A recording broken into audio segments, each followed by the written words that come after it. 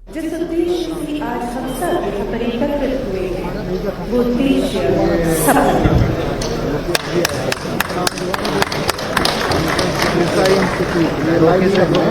बहुत बहुत धन्यवाद माननीय अतिथिगण।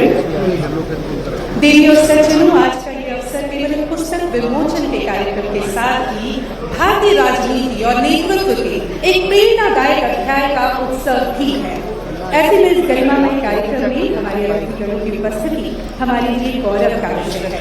मैं मंचासीन आदरणीय अतिथिगणों के स्वागत के लिए सर्वप्रथम निवेदन करना चाहूंगी प्रभात प्रकाशन के निदेशक पीयूष कुमार जी से। वे मंच पर आए और भारत के पूर्व उपराष्ट्रपति माननीय श्री एम वेंकैया नायडू जी का स्वागत करें। ये पुस्तक केवल संस्मरणों का संग्रह नहीं है, बल्कि एक ऐसे नेतृत्व को निकट से देखे गए अनुभवों का। दिल्ली की एक बेहद खास मौके पर ये सभी एक मंच पर जुटे हैं। किताब का विमोचन हो रहा है। किताब का नाम है अपनापन। केंद्रीय मंत्री शिवराज सिंह चौहान ने किताब को लिखा है और प्रधानमंत्री नरेंद्र मोदी के साथ काम करने के अपने 30 साल के अनुभवों को इस किताब में उन्होंने शब्दों का रूप दिया है। उपराष्ट्रपति वेंकैया नायडू किताब का विमोचन करने के लिए पहुंचे हैं, जिन्हें बुलाया गया और किताब के विमोचन के लिए। और यहाँ पर तस्वीरें जो हम आपको दिखा रहे हैं, आप देख सकते हैं मंच पर HD देवेगौड़ा भी मौजूद हैं और प्रभात कुमार, एम वेंकैया नायडू, शिवराज सिंह चौहान, HD देवेगौड़ा इस विमोचन कार्यक्रम में बुलाए गए हैं। और दरअसल ये किताब, इसके बारे में जो फौरी अभी जानकारी मिली है वो ये कि इस किताब में प्रधानमंत्री नरेंद्र मोदी की कार्यशैली, देश सेवा के कई दिलचस्प किस्से बताए गए हैं जो हर पाठक के लिए प्रेरणादायी बताए जा रहे हैं। सीएम मध्य प्रदेश में रहते हुए और केंद्र में काम करते हुए प्रधानमंत्री नरेंद्र मोदी के साथ जो भी अनुभव रहा काम का, उन्होंने इस किताब में उन्हें शब्दों का रूप दिया है। और मध्य प्रदेश के मुख्यमंत्री डॉक्टर मोहन यादव भी विमोचन कार्यक्रम में शामिल हुए हैं। आपको बता दें कि केंद्रीय मंत्री शिवराज सिंह चौहान, एम वेंकैया नायडू और लाखों लाख लोग उनके साथ थे, उन सभी के हम हृदय से आभारी हैं। HD देवेगौड़ा और प्रभात कुमार भी मंच पर मौजूद हैं। आज किताब का विमोचन होगा। मूलचंद चावला जी को दिल्ली से आप हमारे बीच हैं। जनसंघ के समय से लेकर अब तक पार्टी की विचारधारा को आगे बढ़ाने वाले कमल पुष्पों के समर्पण का अभियान कमल पुष्प, और हमारे बीच मूलचंद चावला जी दिल्ली से भाजपा के कमल पुष्प। दरअसल इस पुस्तक में श्री नरेंद्र मोदी जी के साथ शिवराज जी के जिन अनुभवों का जिक्र है, उनके साक्षी जो लोग बने, चाहे वो कार्यकर्ता हो, आमजन हो या समाज में अपनी पहचान बनाने वाले, उन तमाम वर्गों से लोग हमारे बीच यहाँ पर इस कार्यक्रम में जुड़े हैं। उस दौर से जुड़े और योजनाओं को, लक्ष्यों को जमीन पर सफल बनाने में उनकी महती भूमिका है। हमारे बीच हैं मूलचंद चावला जी दिल्ली से।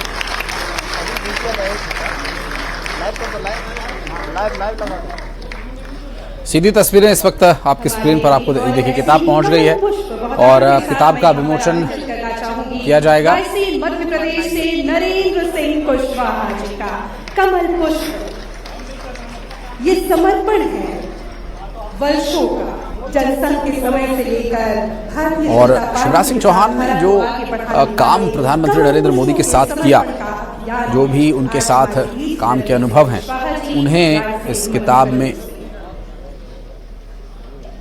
लिखा गया है और पाठकों के लिए एक प्रेरणादायी ये किताब। साथ ही हम बुलाना चाहेंगे सीहोर मध्य प्रदेश से लखपति दीदी श्रीमती निशा भवर से। जी हाँ, लखपति दीदी ग्रामीण महिलाओं को आर्थिक रूप से सशक्त और आत्मनिर्भर यहाँ बनाने की एक मंच से और ग्राहियों में से एक जो तस्वीरें सामने आप देख सकते हैं किस तरह से इस कार्यक्रम में मंच पर लखपति दीदी को भी सम्मानित किया जा रहा है और एक किताब उन्हें भी भेंट की गई हैं, कुछ किताबें। और ये प्रभात प्रकाशन के प्रभात कुमार भी मंच पर मौजूद हैं जिन्होंने इस किताब को छापा है। और आपको बता दें स्वनिधि महामारी के दौरान शुरू की गई पीएम स्वनिधि योजना में क्रांति बन गई। रहनी पटरी वालों को न सिर्फ लोन, पहचान पत्र और वैधता बल्कि वो सम्मान मिला। इस किताब में शिवराज सिंह चौहान ने अपने किराड़े को भी हम यहाँ आमंत्रित करना चाहेंगे। देवास से अनुभव साझा किए हैं जो प्रधानमंत्री नरेंद्र मोदी के साथ काम करते हुए करीब 30 साल उन्हें हो गए। इसी एक मिसाल प्रिया किराड़े। दिव्यांगजनों की सहायता के लिए हितग्राही श्री पन्ना लाल जी विदिशा मध्य प्रदेश से हमारे बीच है, हम उन्हें यहाँ पर आमंत्रित करना चाहेंगे। दिव्यांगजनों के लिए चलाई जा रही अनेकों योजनाओं के हितग्राहियों में से एक श्री पन्ना लाल जी विदिशा से सम्मानित कर रही है श्री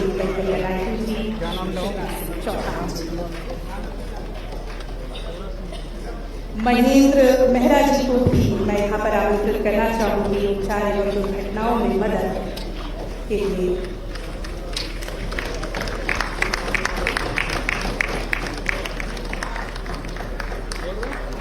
हम बुलाना चाहेंगे उपचार एवं दुर्घटनाओं में मदद के लिए श्री महेंद्र मेहरा जी को। सीहोर मध्य प्रदेश से हमारे बीच महेंद्र मेहरा जी। वाकई में जो योजनाएं हैं जो मंच पर मध्य प्रदेश के उन ऐसे कुछ लोगों को भी बुलाया जा रहा है जो अलग अलग तरह से समाज के लिए एक्टिव हैं कहीं ना कहीं। और झाबुआ से हमारे बीच केशरिया वाहनी, भारतीय केशरिया कोई घायल लोगों की मदद करता है। झाबुआ से हमारे बीच उन्हें हम आमंत्रित करना चाहेंगे। केशरिया वाहनी तो कोई एक सामाजिक और सांस्कृतिक संगठन जो भारत के सनातन धर्म संस्कृति की संरक्षण के लिए कार्य करती है।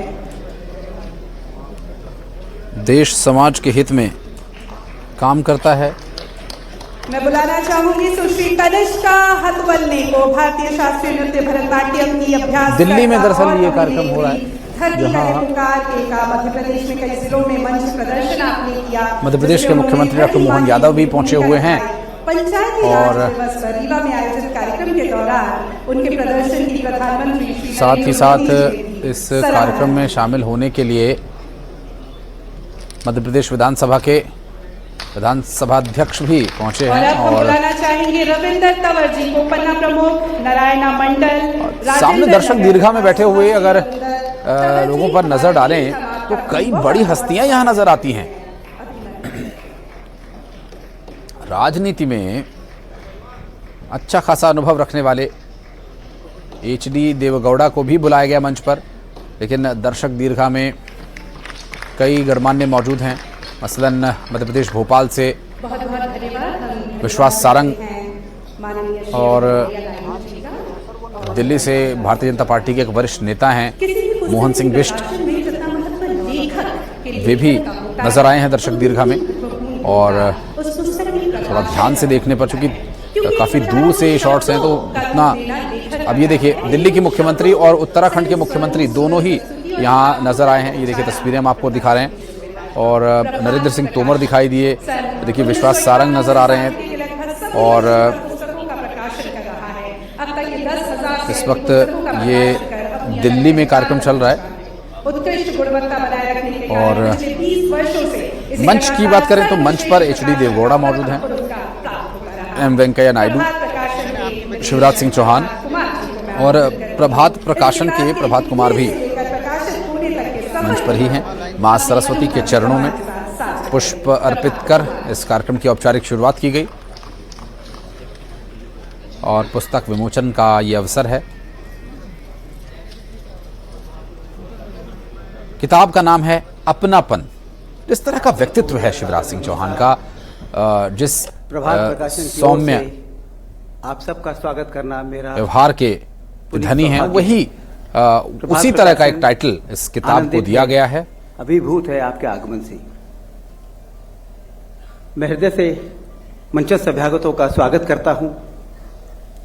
हमारे अभिभावक तुल्य माननीय श्री वेंकैया नायडू जी, आप भारत के पूर्व उपराष्ट्रपति रहे, भारतीय जनता पार्टी के राष्ट्रीय अध्यक्ष रहे और मुझे व्यक्तिगत रूप से उनका बहुत स्नेह प्राप्त है। मैं हृदय से आपका स्वागत करता हूं। I extend my warm welcome to Mane Devegowda ji, former Prime Minister of India. When he was the Prime Minister, he was learning Hindi. And Brij Mohan ji of Jhansi, he used to teach him Hindi. I was in contact with him then. There was a program on Hindi Divas, a Kavi Sammelan. I was moderating that, sir. I extend my warm welcome to you, sir. माननीय शिवराज जी भाई साहब, उनका स्नेह विगत अनेक वर्षों से मुझे मिलता रहा है। एक बड़े भाई के नाते वे मुझे स्नेह देते हैं, मार्गदर्शन देते हैं। इस पुस्तक के लेखन के समय, प्रकाशन के समय मैंने जो बारीक से काम करने की उनकी क्षमता देखी, वो सचमुच प्रणम्य है। पूरी पुस्तक फाइनल करने के बाद मैंने डमी बना कर दी तो उन्होंने कहा कि नहीं, एक बार इसको और पढ़ लीजिए। और सचमुच जब हमने उसको पढ़वाया तो कुछ गलतियां निकल आई। तो ऐसे बारीक दृष्टि वाले आदरणीय शिवराज जी भाई साहब को मैं हृदय से प्रणाम करता हूं, स्वागत करता हूं। और इस सभागार में विराजे अनेक केंद्रीय मंत्री, मैं सबको सादर प्रणाम करता हूं। आप सबका आना हमको शक्ति देता है, बल देता है कि हम भारतीय सांस्कृतिक विमर्श को स्थापित करने वाली पुस्तकों का प्रकाशन कर सकें। यहाँ अनेक माननीय सांसद हैं, माननीय जनप्रतिनिधि हैं, समाज जीवन के सभी वर्गों के लोग यहाँ उपस्थित हैं। लेखक, पत्रकार, समाजधर्मी, अपना सर्वस्व समाज को समर्पित करने वाले अनेक वरिष्ठ कार्यकर्ता यहाँ उपस्थित हैं, जिनके कारण आज भाजपा जिस स्तर पे है और भारत जिस गति से आगे बढ़ रहा है, उसी राष्ट्रभाव से अनुप्राणित कार्यकर्ता यहाँ उपस्थित हैं। मैं हृदय से आप सबका स्वागत करता हूँ, अभिनंदन करता हूँ। मीडिया के बंधु, उनका भी हृदय से स्वागत और अभिनंदन। आज का यह अवसर केवल एक पुस्तक के लोकार्पण का नहीं है, बल्कि एक ऐसी भावना के सम्मान का अवसर है जो माननीय नरेंद्र भाई ने करोड़ों भारतीय के हृदय में स्पंदित की है। वह भावना है अपनापन की।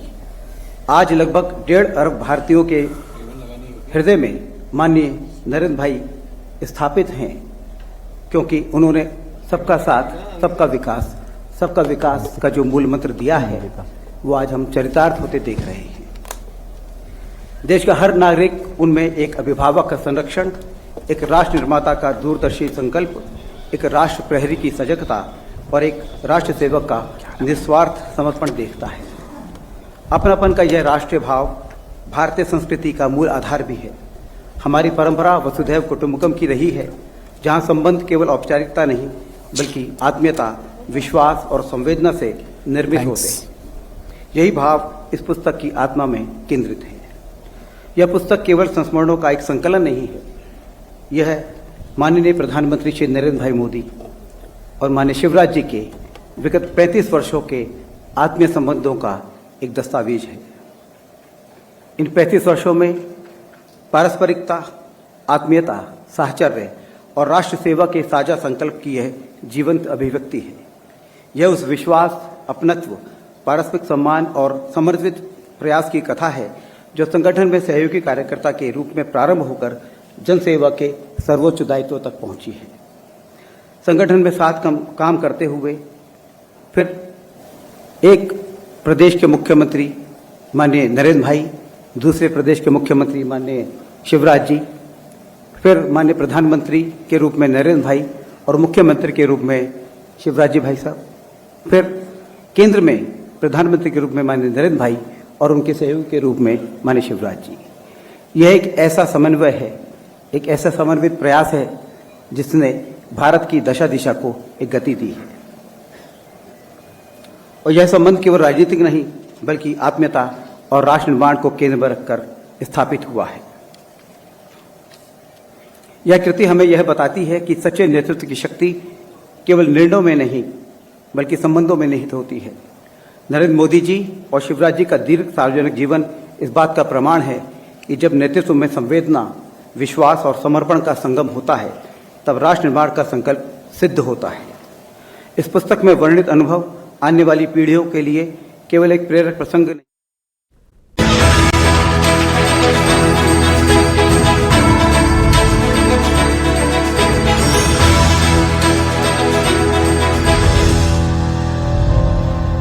पुस्तक के आकार में अनुभवों का विशाल सागर। श्री शिवराज सिंह चौहान की कृति अपनापन, नरेंद्र मोदी संग मेरे अनुभव। गोताखोर इसमें जितनी बार डुबकी लगाएंगे उतनी बार प्रेरणा का मोती पाएंगे। इस सागर की लहर लहर पर लिखी है सहभागिता, सेवा, नेतृत्व एवं राष्ट्र निर्माण। अपनापन शब्द को इस पुस्तक में आप दो तरह से महसूस करेंगे, कार्यकर्ता और कार्यकर्ता के बीच का अपनापन। राष्ट्रीय प्रभारी नरेंद्र मोदी और भाजपा के युवा मोर्चा के अध्यक्ष शिवराज जी के बीच का अपनापन। दो समकालीन मुख्यमंत्रियों के बीच का अपनापन, एक प्रधानमंत्री और एक मुख्यमंत्री के बीच का अपनापन। प्रधानमंत्री और कैबिनेट सहयोगी के बीच का अपनापन। दूसरे प्रकार का अपनापन जो आप इस किताब में महसूस करेंगे वो है मोदी जी का लोगों के प्रति अपनापन, शिवराज जी की दृष्टि से। पुस्तक में अनुभवों की इमारत 3 स्तंभों पर टिकी है, संगठन, समर्पण और संवाद। नेतृत्व की नियत का दर्पण है ये पुस्तक। कर्तव्य और कार्य संस्कृति का प्रतिबिंब है ये पुस्तक। अपनापन में शिवराज जी ने 11 अध्याय के माध्यम से मानो गागर में सागर समाहित कर दी है। अध्याय 1, तपस्वी का पथ, हमें सीधे ले चलता है एकता यात्रा के पास, जहां लेखक बताते हैं कैसे विपरीत परिस्थितियों के बीच लाल चौक पर तिरंगा फहराकर डॉक्टर मुरली मनोहर जोशी जी और नरेंद्र मोदी जी ने इतिहास रच दिया था। यहाँ उन्होंने कम चर्चित विषयों पर भी बात की है कि कैसे उन्होंने केसरिया वाहिनी के भीतर पहली बार नरेंद्र मोदी की संगठनात्मक गहराई को करीब से देखा था। अध्याय 2, सेवा और सम्मान, कहता है कि गरीबों की गरिमा को सुनिश्चित करने के लिए एक नेता को लोगों से शासक के रूप में नहीं, सेवक के रूप में जुड़ना होता है। तीसरा अध्याय बूथ से भारत तक ले जाता है कि बूथ स्तर से नेशनल लेवल तक कैसे समर्पित कार्यकर्ताओं ने संगठन को राष्ट्र निर्माण के सशक्त माध्यम में बदल दिया। एक मजबूत संगठन की ताकत और नेताओं के आपसी तालमेल की कई अनसुनी कहानियां आप यहां पढ़ेंगे। चौथा अध्याय है गरीबों की उन्नति और युवाओं की प्रेरणा के ऊपर, जो कि कल्याणकारी योजनाओं से आगे बढ़कर लाभार्थियों को आत्मविश्वास से भर देने वाले एम्पावरिंग मॉडल की बात करता है। पांचवा अध्याय कृषि में क्रांति, नारी शक्ति का उत्थान, दिखाता है कैसे किसान कल्याण, सिंचाई, ग्रामीण आजीविका और महिला सशक्तिकरण से पूरे समाज को आत्मनिर्भरता की ताकत दी जा सकती है। छठा अध्याय है गुजरात का विकास मॉडल, मध्य प्रदेश के लिए प्रेरणा। यहाँ शिवराज जी बताते हैं कि गुजरात ने जैसे फीडर सेपरेशन करके घर घर बिजली पहुंचाई, उसी राह चलकर उन्होंने एमपी को रोशन किया। अध्याय 7 नर्मदा मॉडल, सहमति, सहयोग और समाधान की यात्रा कराता है। अध्याय 8 धरोहर भारत की पुनरुत्थान की कहानी सुनाता है, कैसे प्रधानमंत्री जी ने आध्यात्मिकता से राष्ट्रीय चेतना को पुनः जीवित किया और युवाओं को भारत की सांस्कृतिक जड़ों से जोड़ा। अध्याय 9 है एक नेता, असंख्य रिश्ते। ये अध्याय मोदी जी का भारत के इकोलॉजिकल हेरिटेज के साथ सार्थक संबंध दिखाता है, जो कूनो नेशनल पार्क में चीतों के पुनरुद्धार के दौरान दोनों नेताओं के अनुभव शेयर करता है। अध्याय 10 का नाम है विश्व बंधु भारत, नीति, निश्चय और नेतृत्व। ये अध्याय पीएम मोदी के नेतृत्व में वैश्विक मंच पर भारत की बदलती और मजबूत होती भूमिका को उजागर करता है। आखिरी और 11वां अध्याय जन भागीदारी से विकसित होता भारत। ये अध्याय मोदी जी के जन आंदोलनों की प्रशंसा करता है, जहां शिवराज जी याद करते हैं कि कैसे मोदी जी के स्वच्छ भारत मिशन ने इंदौर को देश का सबसे स्वच्छ शहर बना दिया। अपनापन, नरेंद्र मोदी संग मेरे अनुभव, शिवराज सिंह चौहान द्वारा लिखित, देश को समर्पित।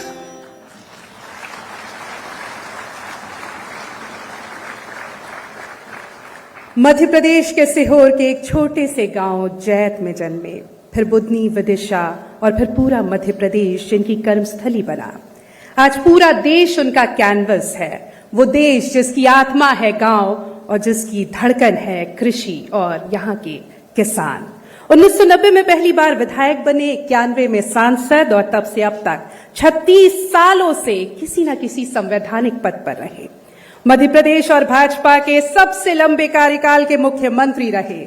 1991 दिल्ली की वो ऐतिहासिक एकता यात्रा जब पहली बार मोदी जी से मुलाकात हुई, कार्यकर्ता के रूप में हो, सांसद के रूप में हो, फिर मुख्यमंत्री और अब केंद्रीय मंत्री के रूप में हो, कई योजनाएं, लाडली लक्ष्मी योजना, तीर्थ दर्शन योजना, मुख्यमंत्री मेधावी छात्र योजना, लाडली बहना जैसी कई सामाजिक सरोकार की योजनाओं के जनक, लेकिन जिस भी रूप में रहे सदा प्रेरणा मिली, साथ मिला, मार्गदर्शन मिला माननीय प्रधानमंत्री श्री नरेंद्र मोदी जी का।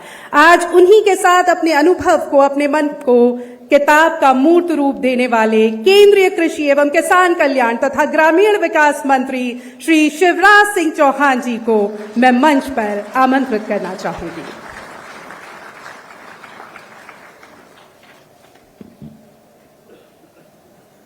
कृपा पूर्वक इस कार्यक्रम में विशेष रूप से पधारे एक छोटे से कृषक परिवार में जन्म लेकर भारत के सर्वोच्च दूसरे पद तक पहुंचे, भारतीय जनता पार्टी का वर्षों तक नेतृत्व करने वाले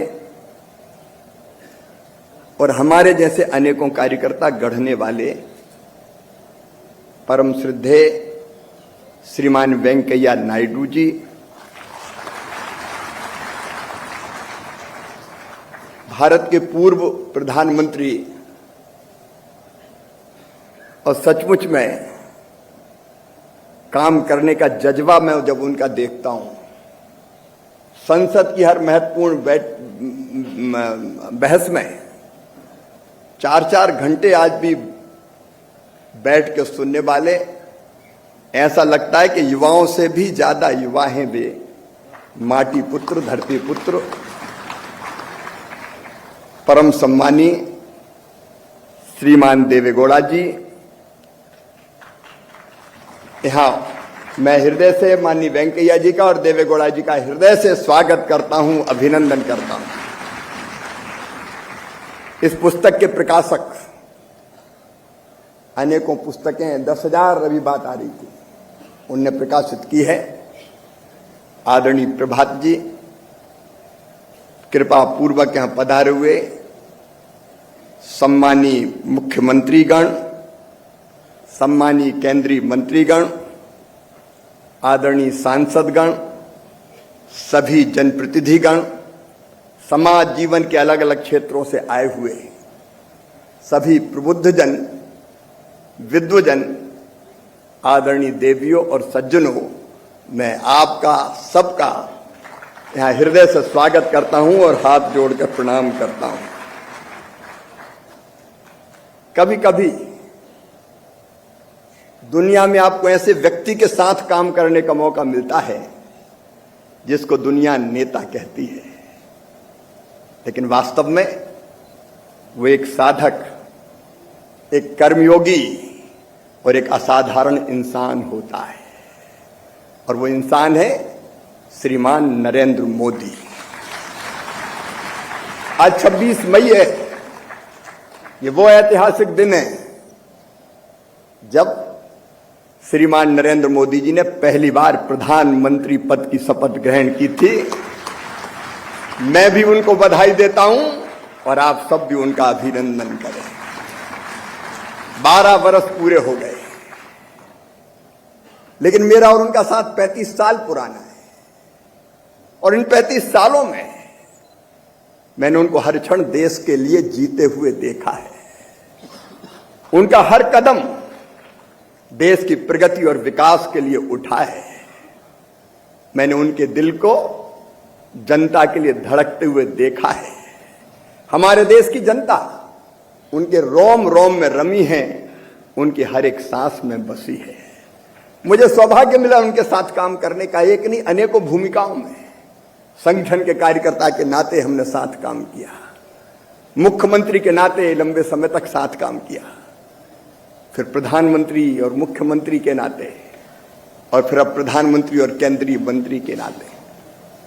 मैंने अनेकों प्रेरणाएं उनसे प्राप्त की, मैंने कई बातें उनसे सीखी, कई फैसले साथ मिलकर ऐसे किए कि जिसने जनता की जिंदगी बदली, प्रदेशों का भाग्य बदल दिया। मुझे लगा कि अनुभव केवल मेरे पास तक क्यों रहे, और वो अनुभव केवल राजनीतिक कार्यकर्ता के लिए उपयोगी नहीं है। राजनीतिक कार्यकर्ता के लिए तो उपयोगी है ही, लेकिन सचमुच में समाज जीवन के हर क्षेत्र में काम करने वाले कार्यकर्ता के लिए भी उपयोगी है। वो प्रशासनिक अधिकारी हो, प्रोफेशनल्स हो, इंडस्ट्रियलिस्ट हो, स्टार्टअप प्रारंभ करने वाले हो, सोशल रिफॉर्मर हो, महिला सशक्तिकरण के लिए काम करने वाले हो, पर्यावरणविद हो, समाज सेवी हो, हर एक के लिए वो काम, वो अनुभव, वो प्रेरणा उपयोगी है। और इसलिए मेरे मन में यह भाव आया कि जो मैंने अनुभव किया, जो मैंने सीखा, वो अनुभव में एक पुस्तक के रूप में अपने देशवासियों को समर्पित करने का काम करें, और इसी का परिणाम है अपनापन। मेरा और उनका पहला साथ प्रारंभ हुआ एकता यात्रा से। आतंकवाद चरम पे था, कश्मीर की घाटी, कश्मीर के लाल चौक पे कोई तिरंगा फहराने की कल्पना नहीं कर सकता था। डॉक्टर जोशी जी भारतीय जनता पार्टी के अध्यक्ष थे, भारतीय जनता पार्टी ने तय किया उनके नेतृत्व में एकता यात्रा निकलेगी, और कश्मीर के लाल चौक, श्रीनगर के लाल चौक पर तिरंगा झंडा फहरेगा। पूरे भारत को भावनात्मक रूप से एक कर दिया जाएगा, देशभक्ति का ज्वार उठाया जाएगा। और उस यात्रा को संचालित करने का दायित्व पूरी तरह से मिला श्रीमान नरेंद्र मोदी जी को। और उस समय में लोकसभा का पहला चुनाव, उपचुनाव जीता ही जीता था। मेरे पास स्वर्गीय प्रमोद जी का फोन आया कि एकता यात्रा से युवाओं को जोड़ने के लिए केसरिया वाहिनी बना रहे, तुम उस केसरिया वाहिनी के संयोजक के रूप में काम करो। और तब मेरी पहली मुलाकात हुई आदरणीय नरेंद्र भाई से। पहली बैठक में जो मैंने उनके आइडियाज देखे, यात्रा को जन जन तक पहुंचाने के, लोगों को बांधने के, देशभक्ति की भावना भरने के, उन्होंने कहा कि तिरंगा केवल श्रीनगर के लाल चौक पर नहीं फहराया जाएगा, तिरंगा देश के जन जन के मन में फहरे, तिरंगा देश के नौजवान के हर नौजवान के दिल में फहरे, ये प्रयास किया जाएगा। और इसलिए यह विचार हुआ कि एक यात्रा क्यों, एक मुख्य यात्रा होगी और एक मुख्य यात्रा में कई उप यात्राएं जुड़ेंगी जो पूरे देश को मथती हुई, जनता को जनता में देशभक्ति का भाव भरती हुई श्रीनगर की तरफ बढ़ाएगी। और सचमुच में वैसे ही हुआ। देशभक्ति का ऐसा ज्वार मुझे आज तक याद है। केसरिया वाहिनी के संयोजक के नाते मैंने देश भर का दौरा किया, देश भर में नारे लगते थे, कश्मीर हमारा माथा है और दिल्ली दिल की रानी है, खबरदार देश के दुश्मनों, मिटने को आतुर अपनी जवानी है। युवा निकल पड़े थे उस समय। मुझे याद है 23 जनवरी को फगवाड़ा में आतंकवादियों ने एकता यात्रा में जा रहे कार्यकर्ताओं को लेकर जा रहे बस पर हमला किया। 6 कार्यकर्ता बलिदान हो गए, शहीद हो गए। लोगों ने सोचा कि अब ये यात्रा रुक जाएगी, लेकिन नरेंद्र भाई ने गरज कर उस समय कहा था, श्रीनगर के लाल चौक पर पोस्टर चिपकाए गए आतंकवादियों के द्वारा, दीवारों पर लिखा गया है कि आओ, किसको अपनी मां ने दूध पिलाया है, श्रीनगर के लाल चौक पे आओ, तिरंगा झंडा फहराओ, अगर जिंदा वापस लौट गए तो आतंकवादी इनाम देंगे। और तब नरेंद्र भाई ने कहा था, 26 जनवरी में कुछ ही घंटे शेष है, लाल चौक पर फैसला हो जाएगा कि किसकी मां ने दूध पिलाया है। तत्कालीन कांग्रेस की सरकार ने उस यात्रा को रोकने की कोशिश की, समझाने की कोशिश की कि लाल चौक नहीं जा सकते, लेकिन कहां रुकने वाले थे देशभक्ति के दीवाने। बाद में तय हुआ कि सब नहीं जाएंगे, बाकी यात्रा रोकेंगे। डॉक्टर जोशी जी, नरेंद्र भाई और 3 लोग और जाएंगे। और श्रीनगर के लाल चौक पर डॉक्टर जोशी और नरेंद्र भाई ने तिरंगा झंडा फहराया। हम बाकी लोग रोक लिए गए। इनमें से अनेकों मित्र बैठे हैं। केसरिया वाहिनी के एक कार्यकर्ता का आज मैंने सम्मान किया है। और जब लौट के आए नरेंद्र, उस समय जम्मू में लाखों कार्यकर्ता इकट्ठा थे, देशभक्ति के भाव से भरे हुए। वो कार्यकर्ता भी पहुंच नहीं पाए थे, जो दिनों रात एकता यात्रा के संयोजन में दिनों रात लगे थे। और तब नरेंद्र भाई का वो भाषण मुझे अब तक याद है। उन्होंने एकता यात्रा की बात तो कही, लेकिन उन्होंने ये भी कहा कि कई कार्यकर्ता जो दिन और रात काम में लगे हुए थे, केवल एक संकल्प और एक सपना था कि श्रीनगर के लाल चौक पर तिरंगा फहराता हुआ देखेंगे। वो वहां नहीं पहुंच पाए। वो रात भर सोए नहीं, वो रात भर रोते रहे। और ये कहते कहते नरेंद्र भाई का गला रुंध गया और कार्यकर्ताओं की हृदय की व्यथा उनकी आंखों से बह निकली। कुछ क्षण वो रुक गए और तब मैंने देखा कि काम के लिए इतने कठोर नरेंद्र मोदी कार्यकर्ता के लिए कितने संवेदनशील है। उनका दिल कार्यकर्ताओं के लिए धड़कता है। भारतीय जनता पार्टी के कार्यकर्ता के नाते हम लोग परंपरागत रूप से काम करते हैं।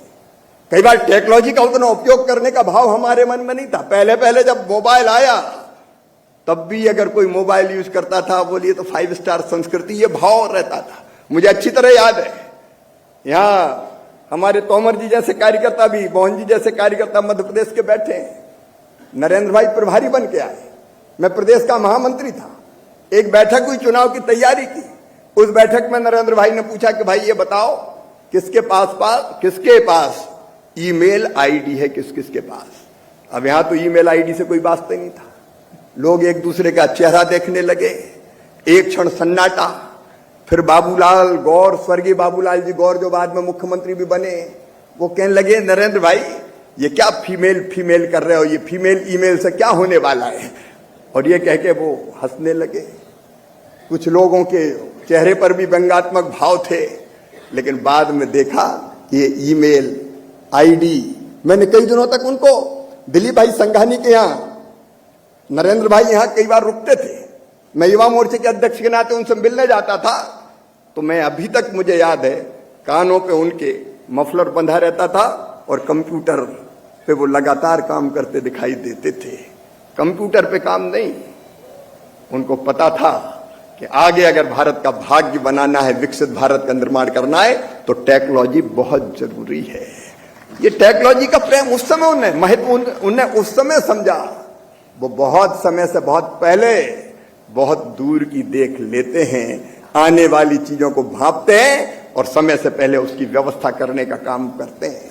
और आप देखिए, केवल ईमेल आईडी नहीं, केवल कंप्यूटर नहीं, उसके आगे आप देखेंगे टेक्नोलॉजी का जैसा उपयोग उन्होंने किया, सोशल मीडिया के महत्व को, जब मेरे जैसे कार्यकर्ता भी महत्व ही नहीं देते कि ये सोशल मीडिया में क्या रखा है। उन्होंने मुझे बुला के कहा कि हर एमएलए एमपी से कह दो, जब मैं मध्य प्रदेश में काम करता था, कि 50,000 से कम फॉलोअर अगर हुए तो इस बार टिकट मिलने में भी खतरा है, टिकट नहीं मिलेगा।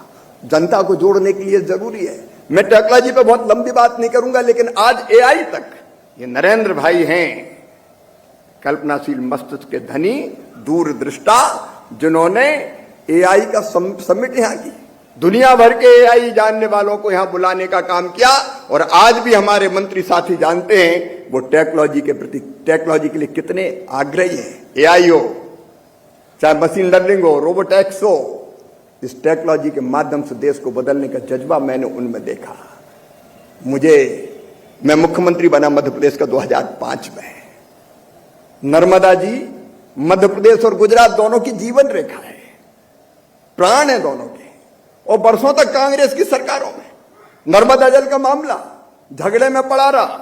मध्य प्रदेश की उस सरकार ने तो आंदोलनकारी खड़े कर दिए, उनको सपोर्ट करती थी कि कोई बांध पूरा ना बने, बन गया तो ना भरे। एक तरफ नर्मदा जी की अथाह जल राशि बह के समुद्र में जा रही थी, दूसरी तरफ गुजरात के लाखों लोगों के कंठ सूखे थे, खेत वहां के प्यासे थे। मध्य प्रदेश में भी किसानों के खेत सूखे थे।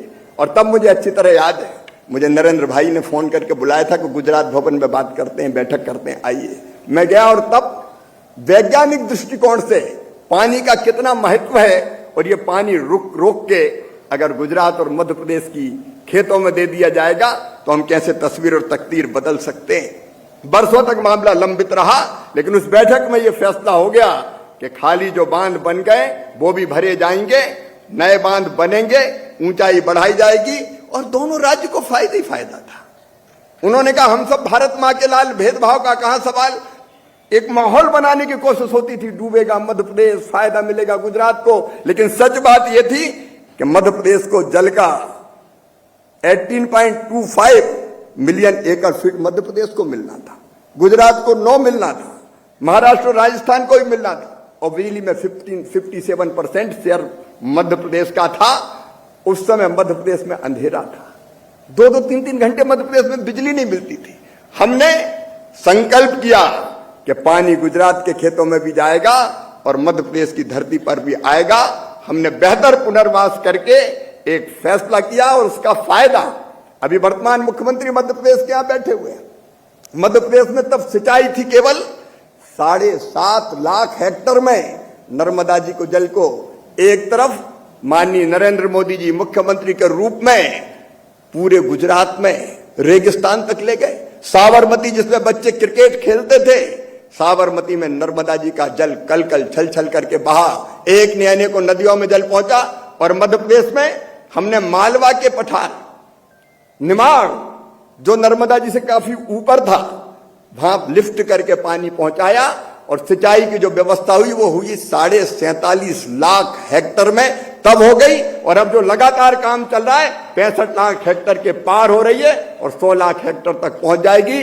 और दूसरी तरफ गुजरात की लाखों लाख जनता को न केवल पीने का पानी मिला, बल्कि मुझे अच्छी तरह याद है गुजरात के पाटिल जी और मनसुख भाई यहां दिख रहे हैं, सुजलाम सुफलाम योजना चलाई नरेंद्र भाई मोदी जी ने और रेगिस्तान को नंदन वन बनाने का काम करके दिखा दिया, चमत्कार करके दिखा दिया। एक फैसला देश को कैसे बदल सकता मुझे अच्छी तरह याद है। उस समय मध्य प्रदेश का कुल कृषि का उत्पादन था 1,59,00,000 मीट्रिक टन, जो बढ़ के हो गया था 6,19,00,000 मीट्रिक टन, 6,19,00,000 मीट्रिक टन। अब तो और ज्यादा बढ़ गया है। एक फैसले ने बदल दिया। एक बार फिर मैं नया मुख्यमंत्री बना था, मैंने कहा मोदी जी से कि मुझे गुजरात की अच्छी योजनाएं देख के समझना है। उन्होंने कहा आ जाओ। मैं पहुंचा तो मैंने सोचा कि कुछ अफसरों को मेरे साथ बिठाया जाएगा और वो अधिकारी उन योजनाओं के बारे में जानकारी दे देंगे। लेकिन मैं जान के आश्चर्यचकित रह गया। नरेंद्र भाई स्वयं उपस्थित थे, उनके मंत्रिमंडल के सारे वरिष्ठ मंत्री उपस्थित थे, प्रेजेंटेशन का पूरा इंतजाम किया गया था और एक एक योजना रुचि लेके नरेंद्र भाई ने, कई बार मुझे लगा वो गुजरात के मुख्यमंत्री थे, मध्य प्रदेश से इतना क्या लेना देना, लेकिन एक एक योजना नरेंद्र भाई ने हमारे सामने प्रेजेंटेशन के माध्यम से एक्सप्लेन की और उनमें से कई योजनाएं मैंने पकड़ ली। उनमें से एक थी ज्योतिग्राम योजना। अब मध्य प्रदेश में तो 2-3 घंटे भी बिजली नहीं मिलती थी, अंधेरों का प्रदेश। मई के महीने में तो मध्य प्रदेश की जनता रात भर सड़कों पर ही रहना पड़ता था, यह हालत हुआ करती थी।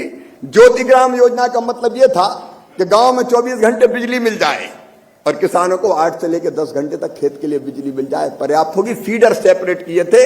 मैं लौट के आया और तत्काल फैसला किया कि फीडर सेपरेशन होगा। तोमर जी यहां बैठे, मैंने घोषणा कर दी मध्य प्रदेश आके कि 3 साल के अंदर मध्य प्रदेश में 24 घंटे गांव में और शहरों में बिजली दे दी जाएगी। कांग्रेस ने व्यंग कसे, मुंगेरी लाल के सपने देख रहा है।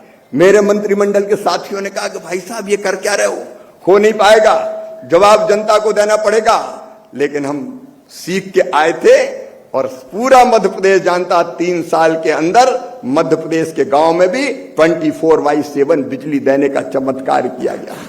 गुजरात में कृषि महोत्सव होता था, मोदी जी ने प्रारंभ किया था और प्रारंभ इस भाव से किया था कि हमारे वैज्ञानिक, हमारे एग्री स्टूडेंट्स, एग्रीकल्चर का अमला, प्रगतिशील किसान ये साल में एक बार निकले, सॉइल की टेस्टिंग हो, गांव गांव जाएं और किसान को आधुनिक खेती के तरीके सिखाएं। मध्य प्रदेश में भी हमने वो कृषि महोत्सव प्रारंभ करके 7 बार कृषि कर्मण अवार्ड जीतने का चमत्कार मध्य प्रदेश ने उस समय करके दिखाया था।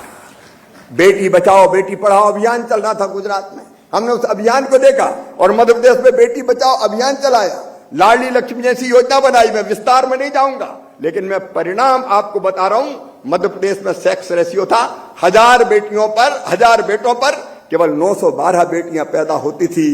बेटी बचाओ अभियान चला, गांव-गांव हम सप्ताह में एक बार जाते थे, साधु संत भी साथ निकलते थे, बेटियों की पूजा करते थे, लोगों को बताते थे बेटी है तो कल है, बेटी नहीं बचाओगे तो बहू कहां से लाओगे। हालत ये हो गई कि साधु संत प्रवचनों में बेटी बचाओ की बात करते थे, शादी के निमंत्रण पत्रों पे लिखा जाता था कि बेटी है तो कल है, और धीरे धीरे सेक्स रेशियो सुधरता चला गया। 912 से 919 हुआ, फिर 930 हुआ, और फिर बढ़ के 970 तक पहुंच गया। एक फैसला चमत्कार कर सकता है, एक फैसला चमत्कार कर सकता है। ये हमने नरेंद्र भाई से सीखा, मोदी जी से सीखा।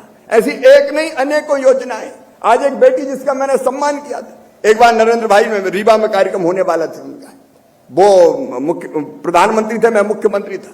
उन्होंने फोन करके कहा मैं रीवा आ रहा हूं, लेकिन शिवराज एक बेटी को तैयार करो, वो बेटी धरती मां बनेगी, और धरती मां बन के अच्छी नाटिका बने जिसमें बेटी कहे मुझे मत मारो, मैं धरती हूं, तुम्हारी मां हूं, इतना केमिकल फर्टिलाइजर काय को डाल रहे हो, इतना कीटनाशक काय को डाल रहे हो, अरे आने वाली पीढ़ियों का भी तो ध्यान रखो।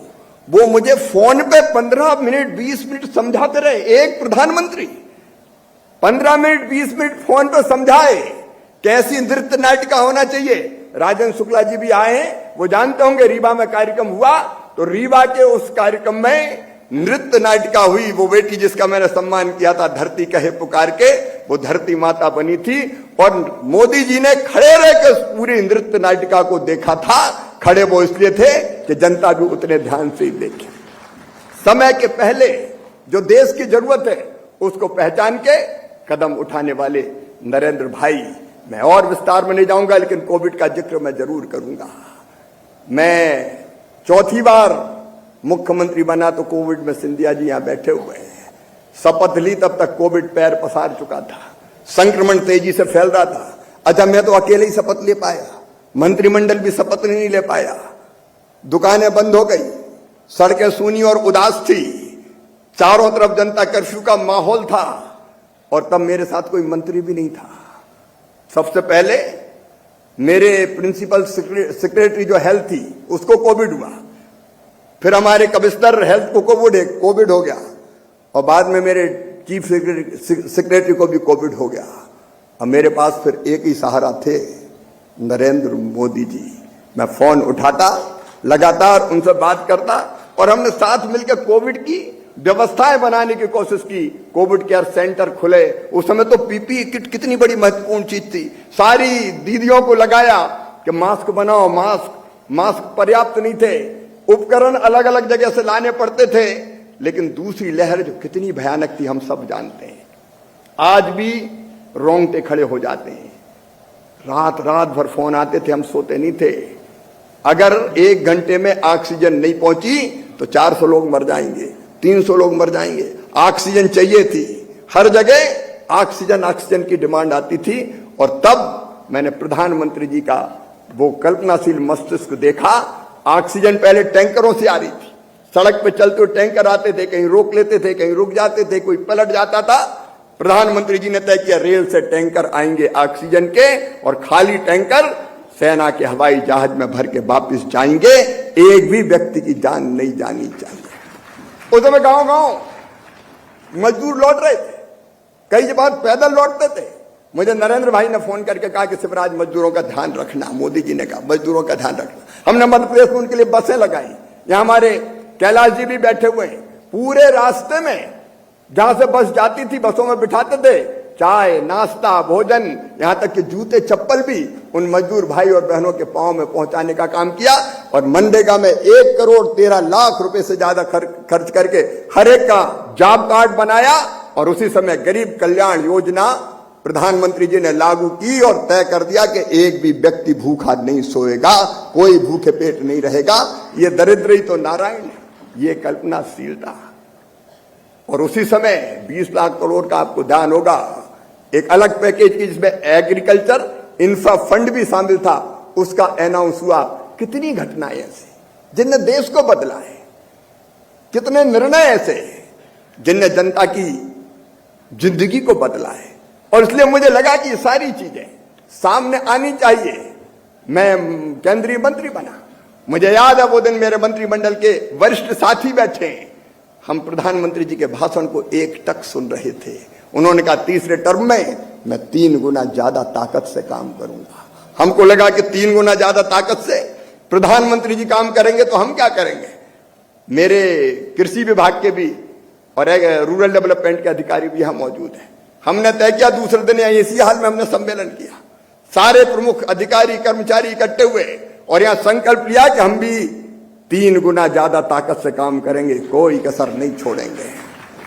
प्रधानमंत्री जी ने जितने मंत्र दिए, हमने तय किया कि 129 फसलों की किस्मों को रिलीज करना है। उन्होंने कहा हाल में नहीं करूंगा, किसानों के बीच खेत में करूंगा। और उसी खेत में उन्होंने एक मंत्र दिया, land to lab to land. ये रिसर्च केवल लैब तक ना रहे, ये रिसर्च किसान तक पहुंचे। और इसलिए हमने विकसित कृषि संकल्प अभियान बनाया और 500 से ज्यादा मुद्दे ऐसे निकले कि जिन पर रिसर्च होनी चाहिए। 500 से ज्यादा मुद्दे हमने 52 टीमें, यहां हमारे जाट साहब भी बैठे, 52 टीमें साइंटिस्ट की बना दी। और नहीं तो वैज्ञानिक कई बार रिसर्च करते थे अलग अलग विषयों पर, जिनका जमीन से लेना देना कई बार कुछ होता ही नहीं था। अलग अलग 500 विषयों पर रिसर्च हो रहा है।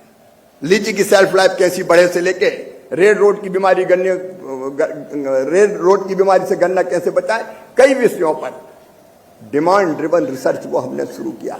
मुझे कहा कि हर एक राज्य का एक कृषि रोड मैप बनना चाहिए। कई राज्यों के साथ, आंध्र प्रदेश से लोकेश जी भी आए, हम आंध्र प्रदेश के साथ मिलके वहां के मुख्यमंत्री जी के साथ, नायडू जी के साथ आंध्र प्रदेश का रोड मैप बना रहे हैं। अलग अलग राज्यों के साथ मिलकर काम करने की कोशिश कर रहे हैं। एक खरीफ का रबी का सम्मेलन नहीं होगा। उन्होंने कहा कि जोनल कॉन्फ्रेंस करो, तो हम अलग अलग राज्यों की जोनल कॉन्फ्रेंस करके कृषि की दशा और दिशा बदलने में जुटे हुए हैं।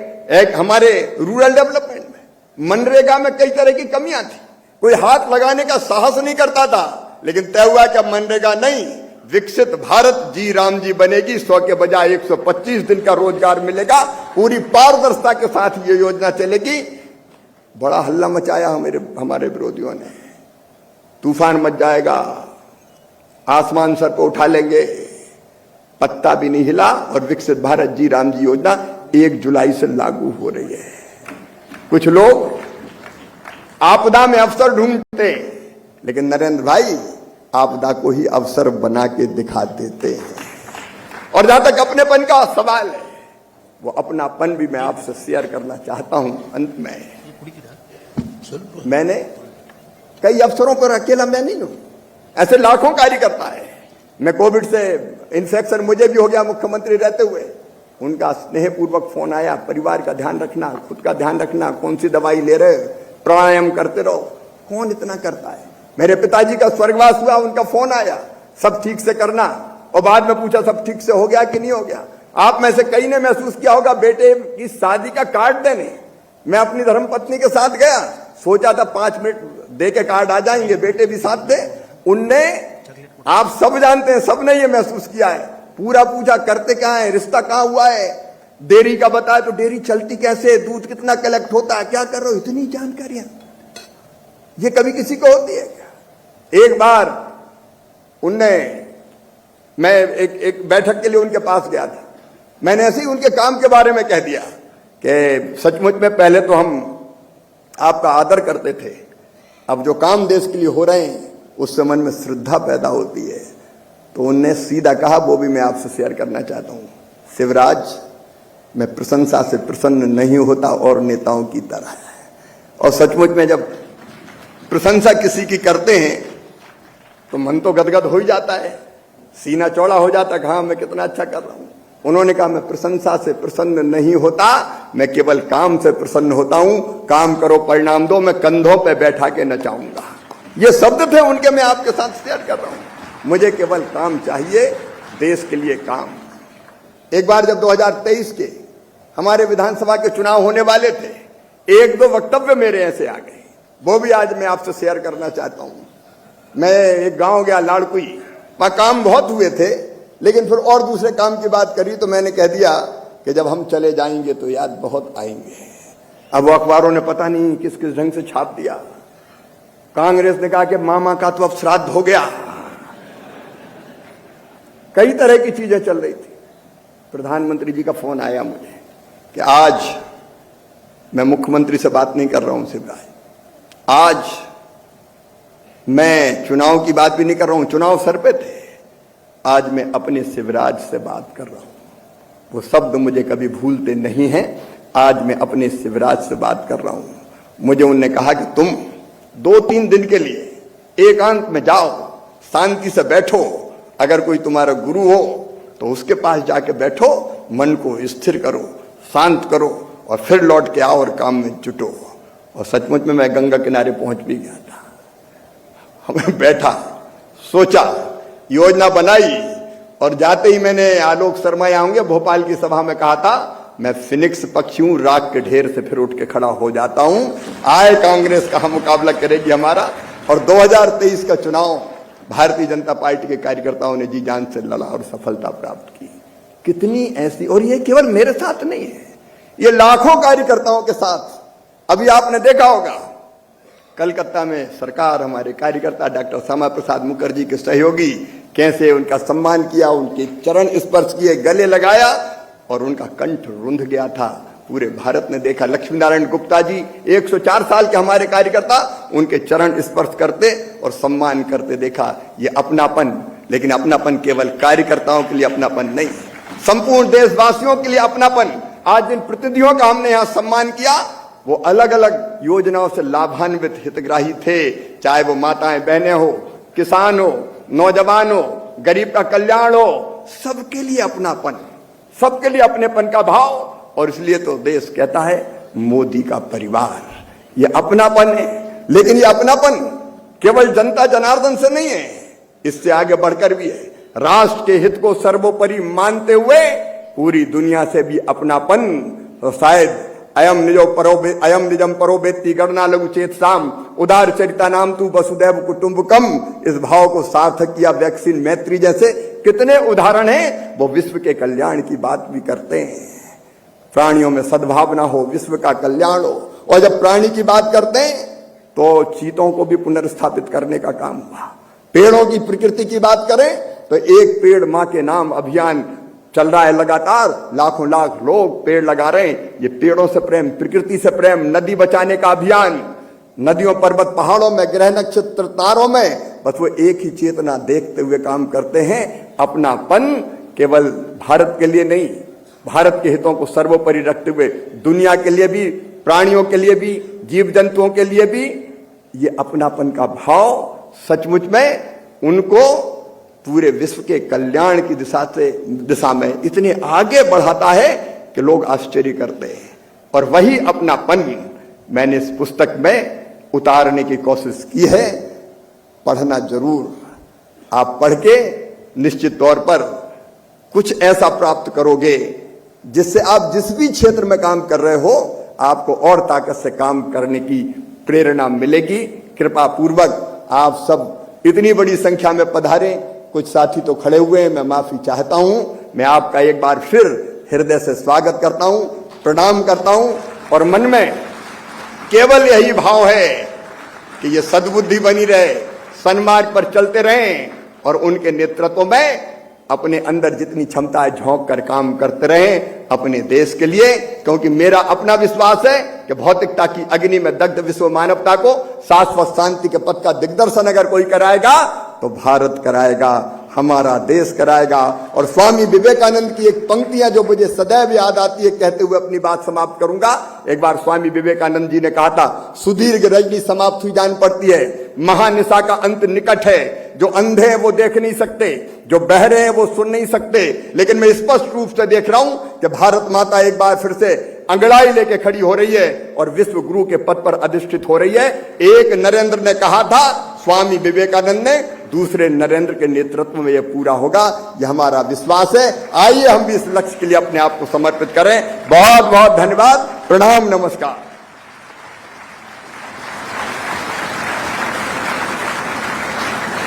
वाकई आज का ये आयोजन हमें उस यात्रा की भी याद दिलाता है जो संकल्प से सिद्धि तक पहुंची। एक ऐसे नेतृत्व की यात्रा जिसने सबका साथ, सबका विकास को जन जन का विश्वास बनाया। बहुत बहुत धन्यवाद श्री शिवराज सिंह चौहान जी।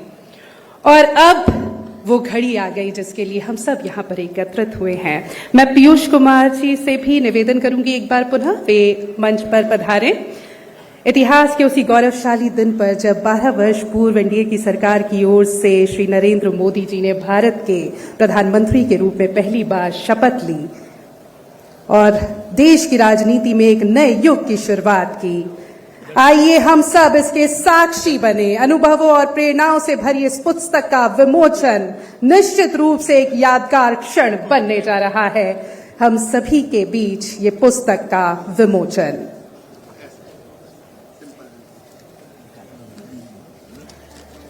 ये पुस्तक केवल संस्मरणों का संग्रह नहीं है, निश्चित रूप से एक धरोहर है जो हम सबके हाथ अब कुछ ही क्षणों में आने वाली है। 26 मई ये तिथि अपने आप में इतिहास की साक्षी है। शिवराज जी ने वर्षों तक प्रधानमंत्री नरेंद्र मोदी जी के साथ कार्य करते हुए जो अनुभव संजोए, वो इस पुस्तक के माध्यम से देश के सामने अब आ चुकी है।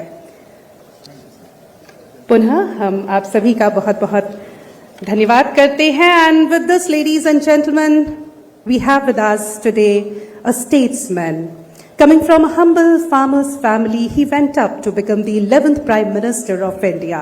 A remarkably long public life serving the people of the country in many different roles and responsibilities, whose life has always been rooted in simplicity, honesty and an unwavering commitment to farmers and rural India. May I request Honorable Shri H.D. Deve Gowda ji to address all of us.